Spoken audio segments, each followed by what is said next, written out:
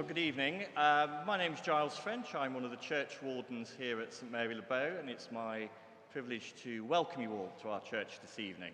And let me just quickly offer my thanks to all those who are involved in organising this evening's Boyle Lecture. It's a source of great pride to us that we host this annual lecture, and I look forward to hearing from both our lecturer and responder this evening. Thank you very much. And now I will hand over to Professor Fraser-Watts. Thank you. So thank you, Giles, for welcoming us here once again for the 22nd of this refounded series of Boyle Lectures. My name's Fraser-Watts. I'm here to represent the International Society for Science and Religion, which for several years now has shouldered the work involved in organising these Boyle Lectures under the wise guidance of a committee chaired by the 15th Earl of Cork and Orrery, a descendant of the Robert Boyle who founded these lectures, the first of which was given in 1692. And I'd also like to express the gratitude of all of us to the Mercers Company and the Grocers Company for their generous continuing support of these lectures. And it's a pleasure to welcome the Master Grocer and Master Mercer with us this evening. It's my pleasure and honour to introduce the 2025 Boyle Lecturer, the Most Reverend Dr. Antje Jackelén, Archbishop Emerita of Uppsala and Primate Emerita of Sweden. We're immensely grateful to her for travelling to the UK to give the Boyle Lecture today.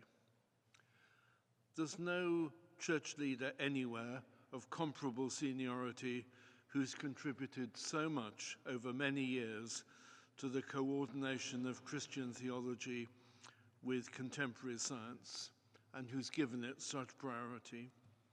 Thank you, Antje, for all that you have done.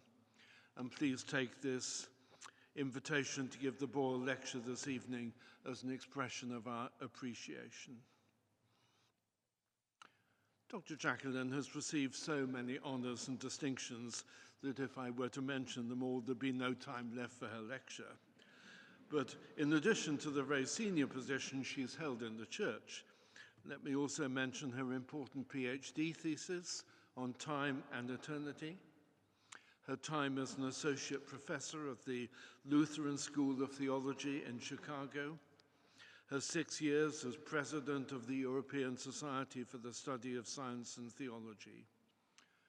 She holds several honorary doctorates and has a list of at least 12 books published over the last 25 years, mostly in Swedish, but her most recent book in English is God is Greater, Theology for the World.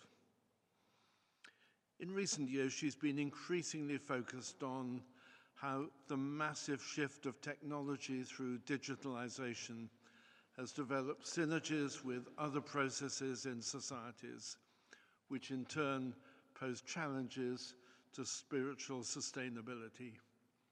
And that's what she'll focus on this evening. Immediately after the Boyle Lecture itself, we'll hear a response from Professor Arthur Petersen. And so the proceedings can run without further interruption from me. I'll introduce him now as well. Professor Petersen is Professor of Science, Technology and Public Policy at University College London.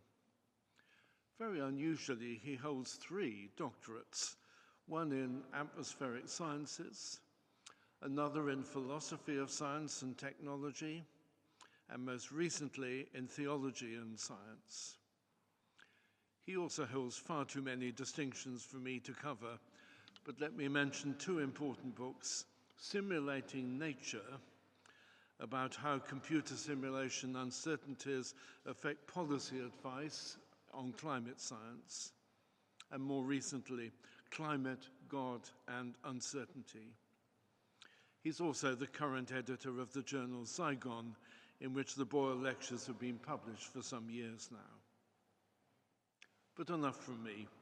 It's my great pleasure to invite the Most Reverend Dr. Antje Jackelén to give the 2025 Boyle Lecture on science, technology, theology and spirituality, a necessary partnership.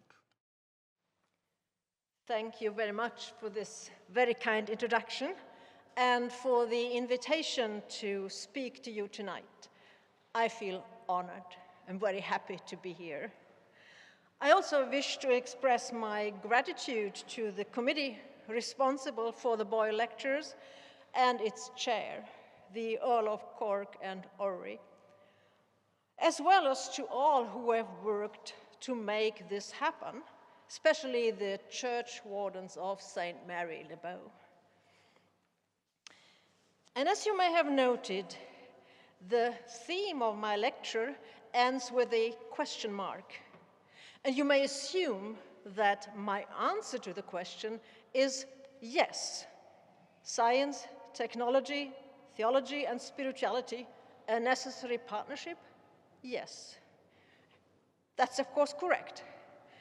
As often is the case, the most intriguing part is not the answer itself, but the path towards it. And hence I would like to share some reflections on that path with you. For a long time, this affirmative answer was anything but obvious. 66 years ago, C.P. Snow famously talked about the two cultures. And his point was that the lack of communication between the sciences and the humanities would hamper constructive engagement with the world's problems. However, while Snow saw the neglect of science by many of the highly educated of his days as the main problem, a disrespect of science by the humanities, as it were, I have often encountered the opposite, a disrespect of the humanities by scientists. In a conversation about the significance of hermeneutics in the framing and communication of research, a scientist responded, "Hermeneutics? Never heard of it. Can't be important." And in the country where I live, and I have lived for most of the past 48 years, Sweden, it is quite common to favor science and technology over the humanities. That is where the money is, and that is where the money goes. Tech is serious, while the humanities are a hobby. Such views are alive even at government level. Some years ago, a tweet was circulated that caricatured a consequence of this attitude. It said, "In the financial world of Paris, lots are drawn to see who will meet a Swedish businessman. No one wants to, because they can only talk money, possibly golf. No one has read novels. No one has seen art. No one has any religion." Now, this is certainly not the whole truth about Swedish businessmen. What is true, however, is that polarization between the world of science and technology on the one hand and the world of the humanities and theology on the other leads straight into cultural poverty. This, in turn, dramatically shrinks our chances of adequately meeting the challenges humanity is facing, challenges that today can be summarized with the words climate and conflict, digitalization and democracy. We need strong, vibrant, critical and self-critical partnerships between science, technology, theology, and spirituality. To substantiate this claim, I will now briefly reflect on what brought us to the point where we are. The history of the relationship between science and theology in the Western world is not unlike the dynamics of a growing family. During the Middle Ages, theology was the queen of the sciences. In the 13th century, Thomas Aquinas created a powerful synthesis of the best knowledge about theology, philosophy, and nature, drawing on the philosophy of Aristotle which had come to Christian Western Europe thanks to the high standards of Muslim scholarship. Christian theology inspired scientific inquiry, where God is understood as the creator who has endowed the cosmos with order and humans with creative rationality. Inquiry into how the cosmos works can indeed be a way of worship. Reading and understanding both the book of Scripture and the book of nature becomes a noble enterprise. In that sense, early modern science was a child of theology. Many of the pioneers of modern science were close to theology or the church. Nevertheless, just as children struggle their way through adolescence, the natural sciences had to strive for their emancipation and autonomy. At least since the days of René Descartes, much of Western Christian theology has had the separation of nature and thought, res extensa and res cogitans, as its paradigm. The pre-modern view of the world, which saw the relationship between the book of nature and the Bible as symmetrical and complementary, was replaced by a modern view that tended to separate spirit and idea from matter and body.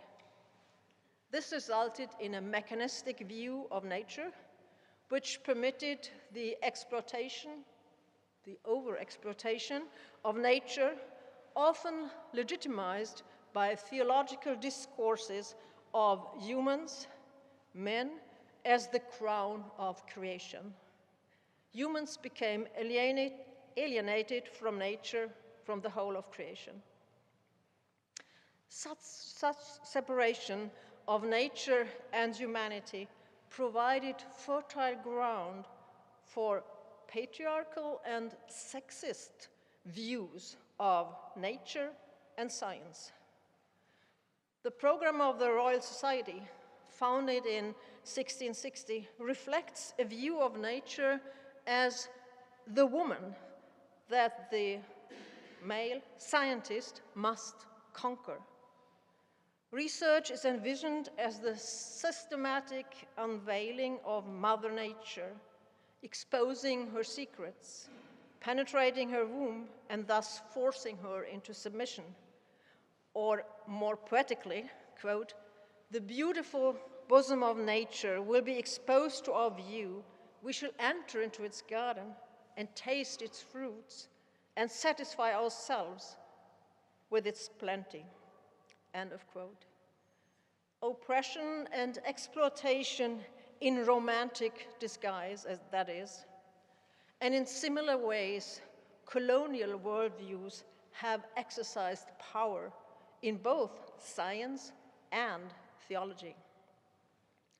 God moved into the emotional dimensions of life, while the natural world became the arena of technology and industrialization. As German physicist and philosopher Carl Friedrich von Weizsäcker put it drastically, die Theologie hat der Naturwissenschaft die Natur zum Fraße hingeworfen. In non-literal translation, theology has thrown nature under the bus of natural science. Be that as it may, we ended up in a world that fell apart. On the one hand, desecrated nature as an object for science and technology. Think of Max Weber, Die Entzauberung der Welt. On the other hand, religiosity, spirituality as something subjective and private. As a methodological separation for the sake of research, this may have been a necessary and productive separation at the dawn of modern science. however seen as an ontological or existential necessity, this separation was and is disastrous. Dualisms, such as one is objective, the other is subjective, one is rational, the other one is irrational, are untenable. As is the apologetical misuse of science along the lines, and the Bible is right after all. It is worth noting that although the field often is referred to as science and religion, the dialogue partner of science, however understood, is not religion as such, but rather theology, which I define as the critical and self-critical reflection about the content and the effects of a religious tradition, in my case, mostly Christian tradition. And I agree with a previous Boyle lecturer, Robert J. Russell, who wrote, quote, "To some limited but irreducible degree, theology and science already include something of the discoveries, histories, visions, and commitments of one another, both intentionally and inadvertently," end of quote. Against this backdrop, I have argued for an intellectually honest theology that includes an understanding of the world as open-ended, creative at its boundaries and rough edges, and ambiguous in its potentialities. And this ambiguity implies that a partnership between theology and science always must remain unfinished business. Together with the common responsibility of both for the world, this ambiguity stirs up some healthy unrest in what could become a cozy togetherness between two partners who have come to know their standard rejoinders all too well. I've been part of this dialogue for about 4 decades, both as an academic and as a church leader.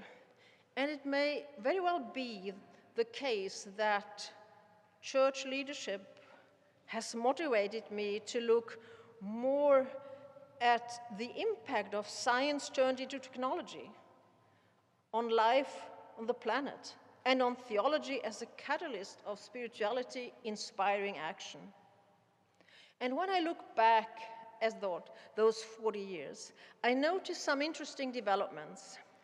Now, very roughly speaking, back in the 1980s, the dialogue was pretty much about physicists trying to bring theologians up to speed on quantum theory, and for their own part, trying to understand the philosophical consequences of the uncertainty principle. Then, molecular biologists showed up and said something like, "Look, we don't really need religion. It's all in the genes, you know. And in the end, there will be a biological explanation of everything." After them, cognitive scientists entered the stage. And their take was different. They said, well, religion is natural, sort of. And we witnessed a renaissance of the homo religiosus, the idea that humans have an inherent inclination towards religion, a religious musicality, as it were. And recently, climate scientists have come on board, and their message is, we need religion because we need positive social tipping points to get away from an otherwise catastrophic development. And achieving those tipping points includes religion. We won't reverse the curves and save the planet without it. And nowadays, We hear even politicians say that the climate crisis also is an existential and spiritual crisis. So if I am to summarize my position on theology and science in just one sentence, I choose the image of a triangle drama. It is a dynamic love triangle between faith in knowledge, science, the knowledge of faith, theology and spiritual wisdom, and their common responsibility for the world. It is after all in this common responsibility for the world that the rubber hits the road.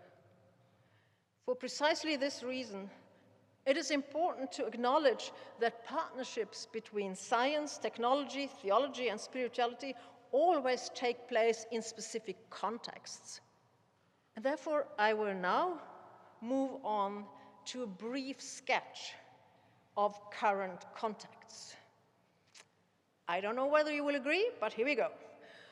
Polycrisis is a word frequently used to describe the state of the world, meaning the occurrence of several crises at the same time: climate emergency and loss of biodiversity, war, which besides everything else also is an ecological disaster, conflict and crime, global migration, economic crises, the global decline in democracy, and the ambivalence of digitalization and AI.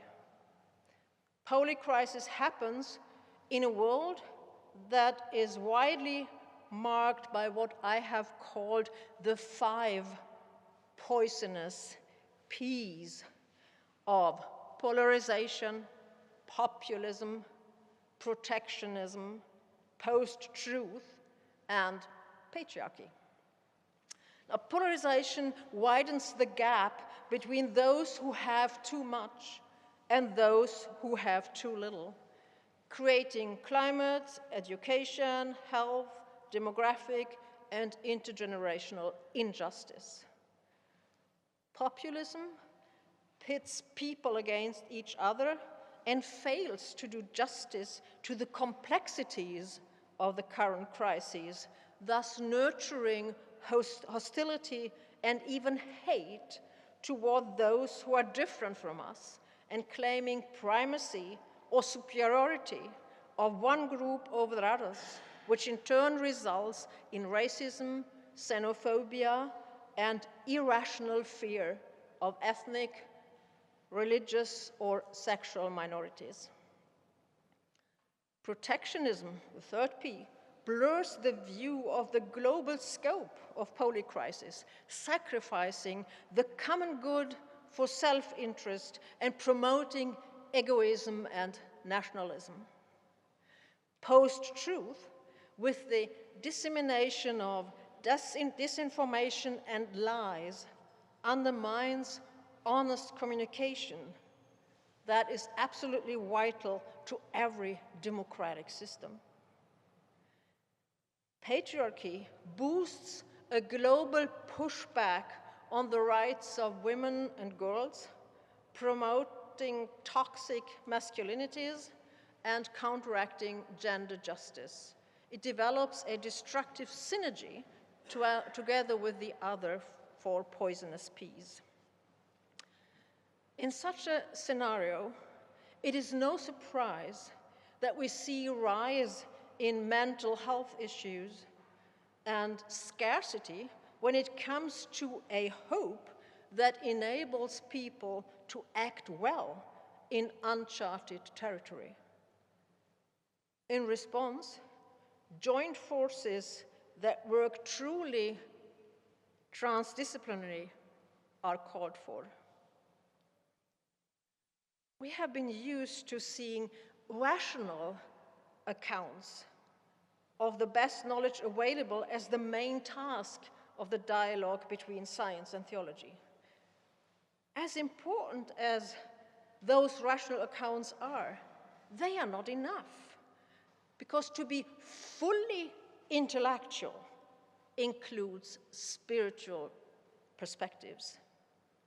In the current cluster of crises, this becomes ever more evident. To cope, hope, and act, humans need access also to spiritual perspectives. And I'm convinced that communicating spiritual insights requires as much acumen as the dissemination of rational knowledge. A spiritual vacuum prevents people from mobilizing their full potential. It leads to an increase in fear instead of fostering the courage that is needed for change and adaptation. It may even be the case, that the propensity to embrace conspiracy theories increases due to the lack of a culture that is both rationally and spiritually sound. That is, a culture that I would call fully intelligent.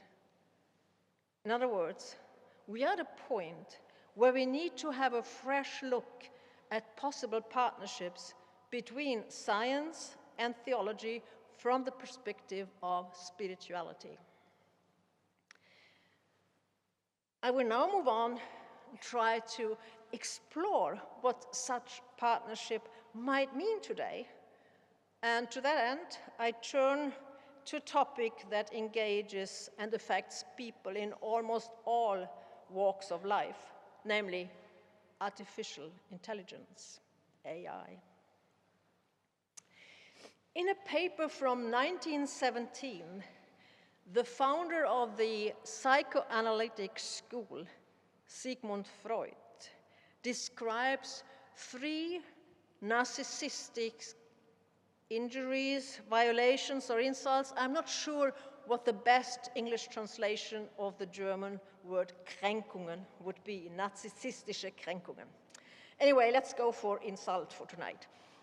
We can discuss that later, maybe. Freud said the first narcissistic insult came with the heliocentric worldview and the insight that we are not the center of the universe. It was followed by 2 more.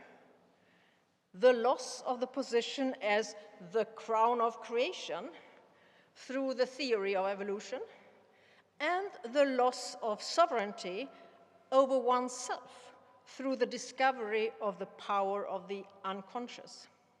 So Copernicus stood for the first insult, Darwin for the second, and of course Freud, according to himself, for the third and most serious one. Now, had Freud heard of generative AI or artificial general intelligence, he would have been prompted to add a 4th narcissistic insult of the human person. The cosmological, biological, and psychological insults are followed by the intellectual insult. How we will cope with this one remains to be seen. There are several ways, of course, of managing the threat by AI of our intelligence. Even though the achievement and range of AI can be breathtaking in many ways, we can still question the term artificial intelligence altogether. One may speak of co-intelligence instead, indicating, for example, that the resources that large language models provide are to be used complementary to our own mental resources and nothing else. One can also argue that so far AI is rather stupid compared to the many facets of human intelligence. There's much to support this claim. As some have put it, a large language model is a stochastic parrot because it is a system for haphazardly stitching together sequences of linguistic forms it has observed in its vast training data according to probabilistic information about how they combine, but without any reference to meaning, a stochastic parrot. That was a quote from an academic paper. Well, AI is far from exceeding human intelligence when compared to the whole range of different capacities that together constitute human intelligence. With Fraser Watts, we can speak of a variety of intelligences, such as artistic, personal, and moral, that are all connected to a mode of intelligence that is embodied, intuitive, socially embedded, and effective, and holds special importance for spirituality. The opposite of such a stochastic parrot, as it were. That's all correct. And yet, it's not the point, or at least not the whole point.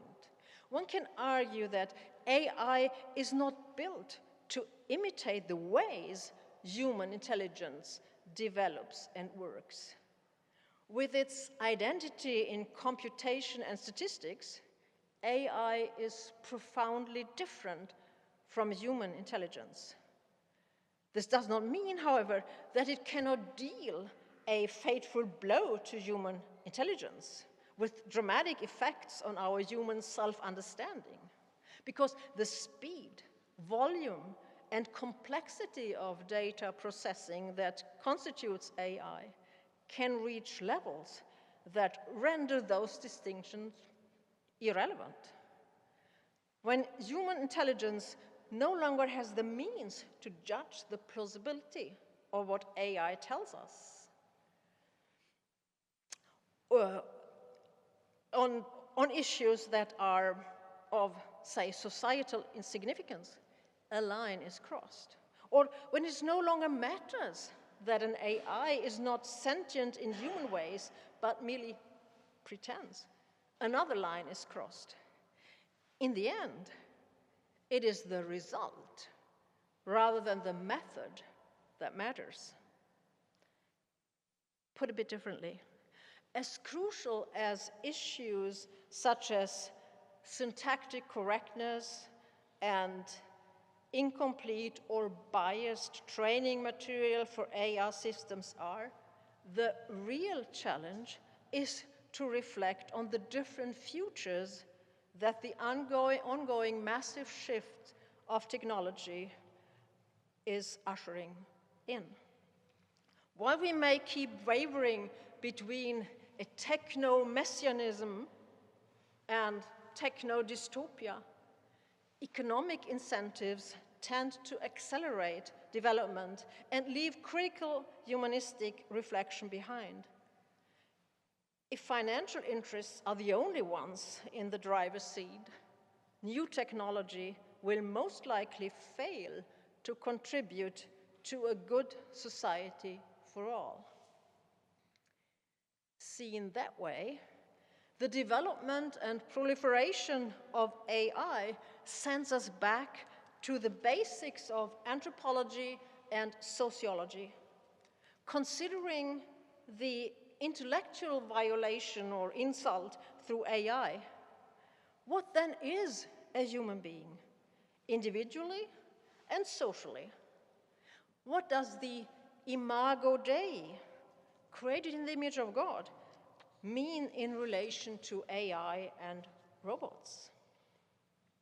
As humans, we live in relationships with the transcendent, with nature, with each other, and ourselves.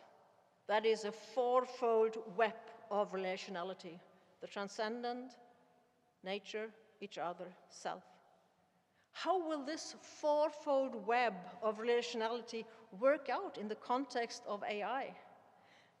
Addressing questions like these forces us to revert to basic existential questions, such as how we understand reason. And to that end, I find it helpful to revisit the distinction between ratio and intellectus by the 15th century polymath Nicholas of Cusa. Came from Bernkastel-Kues in the Mosel. Some of you may have been there and had some Mosel Riesling. That's where Nicholas Cusa comes from. Both Latin words, ratio and intellectus, mean understanding or reason, but in different ways. Ratio is the reason that counts. Literally, ratio means counting, calculation. And calculating and controlling reason is needed for everything, from making everyday life work to conducting experiments that can push the boundaries of knowledge. Ratio will take us a long way. But ratio alone does not provide intelligence. Full-fledged reason also needs intellectus. The Latin verb intellegere means to perceive, realize, understand. Intellectus is the reason that stands for insight, understanding, and meaning. Intellectus is not, however, the opposite of ratio. Using intellectus is not the same as being irrational. Rather, without intellectus, ratio is not fully rational. Ratio calculates, controls, monitors. Intellectus has its strength in looking and listening, both inwardly and outwardly, toward the horizon of the unknown. Intellectus can relate to the immeasurable and to what we humans can never fully know. We could say that intellectus knows the unknowable precisely as unknowable. Ratio must surrender to the unknowable. Intellectus can relate to the unknowable without wanting to turn it into knowledge. Intellectus understands that there are things that cannot or should not be forced into human calculations, that there are things that cannot or should not be at our disposal, as argued by German sociologist Hartmut Rosa in his book Unverfügbarkeit, The Uncontrollability of the World in English. There are existential truths that we cannot conquer on our own. They are more likely to come to us when we hone our skills of enduring the unknowable, or, in other words, when we care about the spiritual dimensions of existence in the world. Modernity has had a penchant for ratio. It has flattered our need for control and given us the partly illusory, yet very real sense that we can plan and control most things in our lives, even in the life of the planet. The guarantee of progress was seen in regularly updated policies and procedures, rather than in the schooling of judgment by refining our intellectual qualities. Now that modernity must mature, it is useful to refocus on the necessary togetherness of ratio and intellectus. It is high time to forge a partnership that includes science, technology, theology, and spirituality. The idea that human intelligence is characterized by the interplay between ratio and intellectus is relevant for how we can deal with the intellectual insult by AI. No doubt, when it comes to ratio, the achievements of AI are increasingly impressive and overwhelming. It is the intellectus aspect that makes the artificial intelligence adventure so much trickier. It is the intellectus aspect that allows us to call today's AI quite stupid after all. AI can be characterized as here-based and profane, whereas human intelligence can make sense of the there and experience transcendence. When a large language model perceives patterns or objects that are non-existent and creates nonsensical or inaccurate outputs, this is called a hallucination. Hence, one is tempted to quip, artificial intelligence hallucinates, human intelligence transcends. Such differences are not trivial, because what happens in the disembodied and placeless depths of an unfolding algorithm touches the embodied lives of children, men and women, in all kinds of spaces and places. Or in more theoretical words, in accepting large amounts of web text as representative of all of humanity, we risk perpetuating dominant viewpoints, increasing power imbalances, and further reifying inequality. And of course, the theologian inside me gets to her toes here, saying, this is a call for justice to heed. What then are the resources we can use to live up to this call within a theology and science context? And I want to suggest that we turn our attention for a moment to a project that brings together science, theology, and spirituality to heal the wounds of injustice inflicted by colonialism. In his forthcoming book, A Liberation Theology of the Brain, Neuroscience, Theology, and Decolonizing Emotions, Carmelo Santos Rolón brings a decolonial perspective to bear on the dialogue between neuroscience and theology. His work can serve as an example of a partnership between science, theology, and spirituality in action. Drawing on both neuroscience and theology, Santos Rolón pursues a rationally grounded, fully intellectual, and therefore also spiritual goal, namely, quote, the project of healing the colonial wounds that we all carry collectively and individually on our minds and brains and bodies, end of quote. He argues that our affective cognitive systems function like a sort of generative grammar that gives moral and ontological weight and texture to our perceptual reality. These grammars are shaped by the historical and cultural milieus we grow up in and with. Reshaping these, such as decolonizing our emotions, requires transformation of what he calls our holistic embodied selves. And based on neuroscience, Santos Rolón contends that religious symbols, rituals, narratives, and practices can have the power to achieve that. Much like theologian Vitor Westheller, Santos Rolón emphasizes the importance of space in theology, often neglected in traditional Western theology.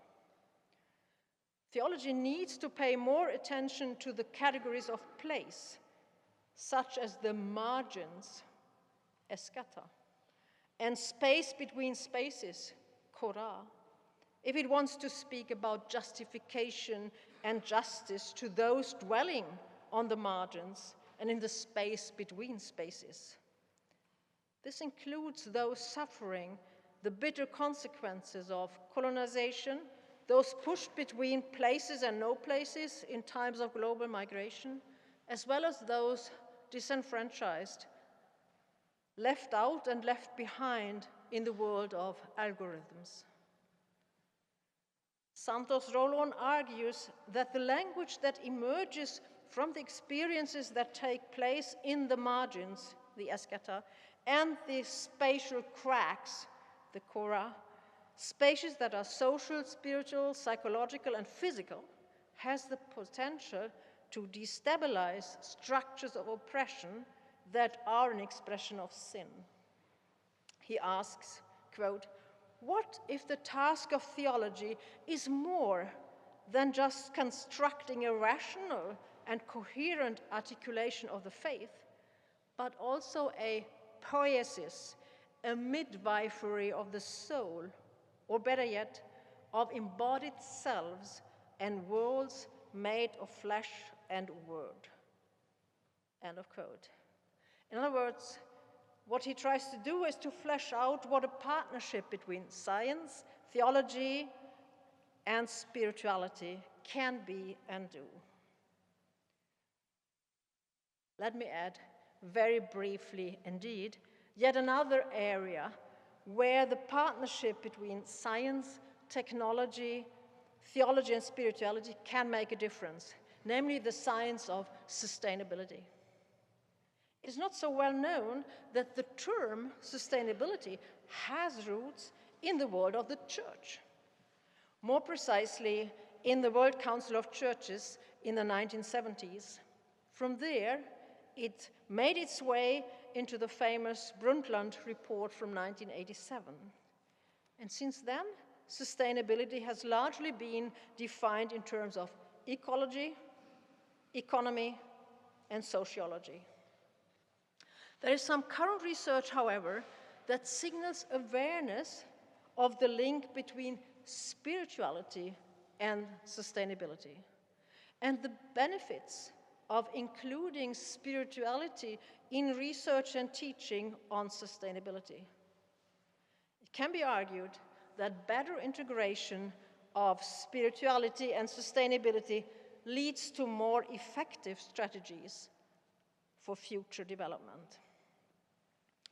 Given this, and the fact that more than 80% of the world's population has a religious affiliation, there is a strong case for expanding traditional understandings of the concept of sustainability to comprise not only the three common dimensions of ecological, economic, and social sustainability, but also a fourth one, spiritual sustainability.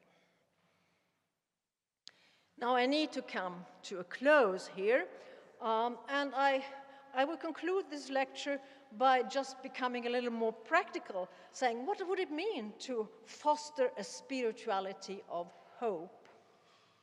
I've argued elsewhere that we in our time need a spirituality of coexistence, resilience, and hope. Now, tonight, I will restrict myself to sharing some thoughts about a spirituality of hope. Cultivating a spirituality of hope will enable us to counter narratives of hate and fear with narratives of love and courage, urgently needed in times of polycrisis. And hope is both a gift and a virtue. It works like a muscle. A muscle is a gift in our body, but you need to train and exercise to maintain and develop its strength. The same applies to hope. Train it, practice it. Hope differs from optimism. Optimism, as well as pessimism, builds on what we already know. Optimism extrapolates those facts which we regard as positive at the present time. Optimism loves graphs, especially when they point in the right direction. Both optimism and pessimism build on statistics, which can lead into deception. After all, we have all heard of lies, damned lies, and statistics. But hope can be deceitful as well. Like human endeavors, all human endeavors, even such a good thing as hope can take the wrong turn, be distorted and abused. And yet, there is an important difference between optimism and hope. While optimism extrapolates the trend, hope is the practice of spotting the promise. Optimism aims at extending reality, while hope wants to change it. Optimism draws conclusions based on the known. Hope looks forward in anticipation, finding ways of dealing constructively with that which we do not and cannot know. Hope draws on the best knowledge available, whether it comes from science or theology or the dialogue between various disciplines. It combines ratio and intellectus in a deeply sustainable way.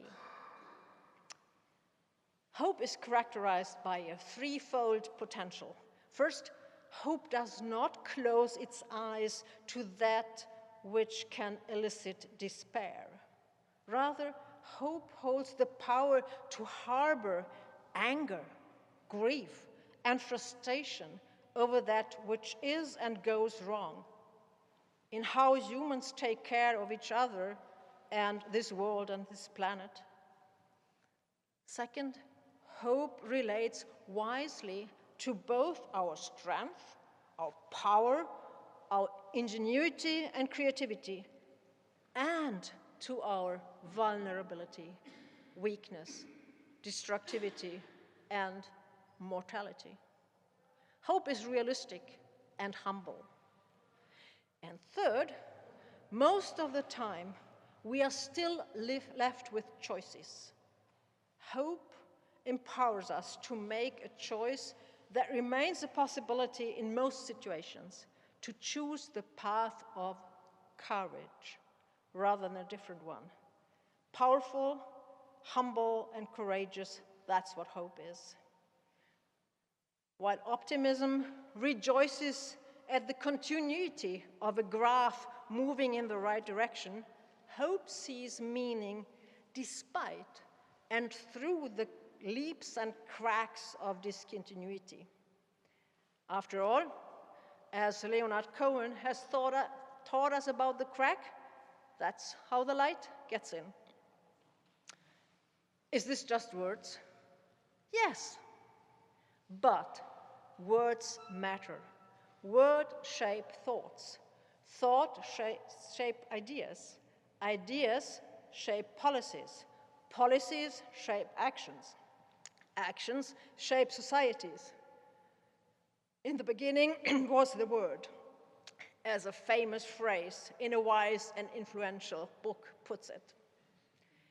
This rings true even as we strive for the necessary partnership of science, technology, theology, and spirituality. Therefore, staying in conversation with and about that which is of ultimate concern will keep our humanity and inspire necessary action. And therefore, such institutions as the Boyle Lecture are worth our care and efforts. Thank you very much for listening.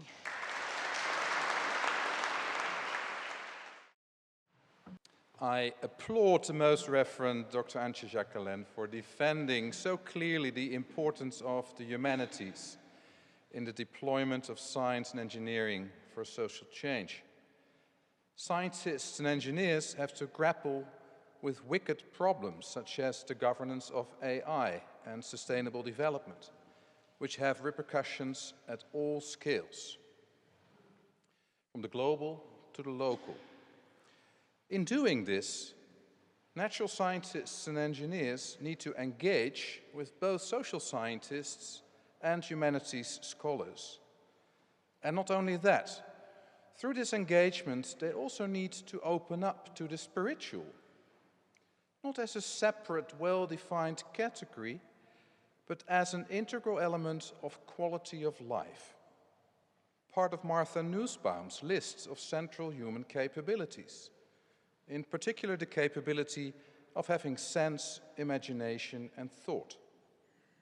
Our senses, imagination, and thought can give rise to spiritual experience.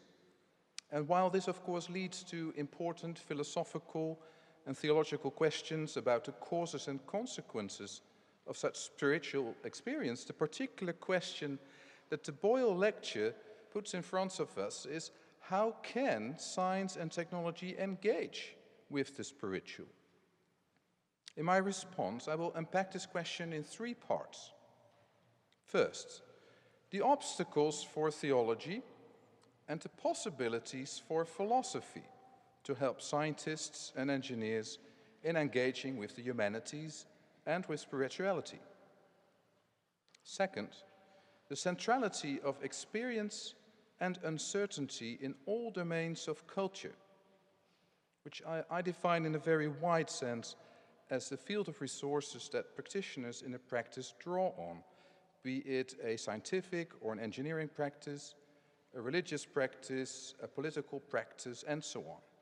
And third, the implications of all this for addressing the spiritual in policy making for sustainable development. So first, on theology and philosophy. Jackelén singles out theology for the engagement of the humanities with science and technology. This makes perfect sense in contexts where theology has an accepted role to play. Jackelén acknowledges that these contexts are diverse, and I will not argue against the importance of theological reflective thought playing this role. But what are the proper roles of which theologies where in our global culture, or a patchwork of cultures? At least in the present cultural climate in the West, I do see many obstacles for creating the strong partnerships between science, technology, theology, and spirituality that Jackelén is proposing. For instance, when in secular societies, godless institutions such as University College London desire to relate to the spiritual, they cannot draw on theology like a church can do. But they can, alternatively, draw on philosophy. The indigenous and pre-modern cultures that preceded modernity and in the contemporary world are enmeshed in the web of modernity may have seen a dominant role for spirituality and theology. But we cannot go back to the spirituality of indigenous thought or to the theology of pre-modernism. Spirituality, like religion, seems to have become more of a private than a public matter. Moreover, spirituality is increasingly found outside of religious traditions. Crucially, one must realize that there is no single dialogue between science and technology on the one hand, and religion, theology, and spirituality on the other hand. This all leads to the present situation that in our culture, after first having gone through modernity and subsequently through postmodernity, the voices of critical and self-critical theologies seem not to be able to create spiritual publics that can mobilize politics or spiritual attitudes that can deeply affect science and technology. While there's no single dialogue and no single potential partnership, according to recent philosophical work, there is a plurality of options for making connections between different domains in culture. I would like to suggest that the rehabilitation of spirituality, religion, and theology, which are separate things, in a form that can fruitfully engage with science and engineering, is afoot in a new form that goes by the name of metamodernism. Metamodernism, which is what comes after and transcends postmodernism, which came after and transcended modernism. It offers an integrated worldview, a cultural logic of cultural logics, in which things can be both social constructs and real at the same time, and in which one is able to toggle between pre-modern, modern, and postmodern worldviews without losing oneself fully in any one of these. I do not have the space to dwell on this recently emerging current in philosophy here. I will just signal that philosophy can be of help in brokering a spiritual way forward in science and engineering for social change. Science and engineering for social change also happens to be the name of an undergraduate degree that we have recently launched at UCL. And this degree involves a mandatory module in philosophy of culture that explicitly addresses religion and the spiritual in its larger cultural settings worldwide. Second, on experience and uncertainty, Jackelén highlights the importance of intellectus versus ratio. Meta-modern philosophy foregrounds experience and uncertainty while not forgetting about values. This means that in all domains of culture, science, technology, religion, politics, etc., once you scrutinize what is going on in their practices, the philosophical attention can get drawn to the experience of wonder and judgment under uncertainty. For instance, if one looks with Bruno Latour at science in the making, a strikingly different picture emerges from that of ready-made science. Once scientists and engineers pause to reflect on their practices, and they do that all the time to assess the risks and uncertainties, they are aware that they are creating change of reference or constants through transformations in the case of science, and inventions that rearrange technology in ingenious ways to circumvent obstacles in the case of engineering. But they are also aware that they are always at risk to be wrong. So the question is, how ratio, calculating, controlling, monitoring, is used in the different practices, especially science and engineering, versus intellectus, judgment, understanding, reflective openness to uncertainty. I would argue that science and engineering cannot be done without either. But I also agree with Jackelén that modernity has had its preference for ratio and forgotten intellectus, even though intellectus has always been there. Then what do you think happens, for instance, to authors of the Intergovernmental Panel on Climate Change, who allow themselves only a modernist repertoire of talking and thinking about science, when a country delegation emphatically asks them to include Mother Earth in the summary for policymakers of the report on adapting to climate change? I witnessed this in Yokohama in 2014, and the authors were like deer staring in headlights. The compromise text that they in the end came up with did not include Mother Earth, and effectively only referred to a potential for instrumental use of indigenous knowledge. I quote, "Indigenous, local and traditional knowledge systems and practices, including indigenous peoples' holistic view of community and environment, are a major resource for adapting to climate change, but these have not been used consistently in existing adaptation efforts." End of quote. I'm not sure how to do this better, since there is a fundamental incommensurability between Western science and non-modern worldviews.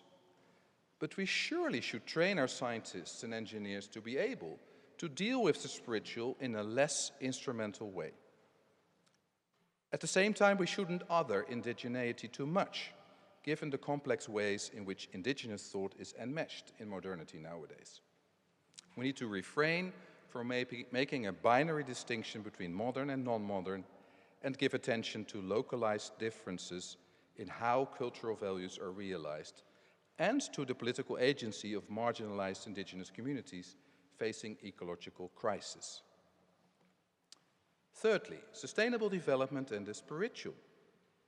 Jackelén mentions the science of sustainability as a major area where engagement with the spiritual can make a difference.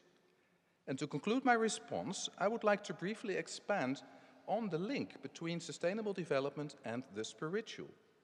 As Jackelén points out, the history of the concept of sustainability lies in the Church. From the way that the World Council of Churches described a sustainable society in 1974, one can argue that the spiritual is an aspect of quality of life that needs nurturing.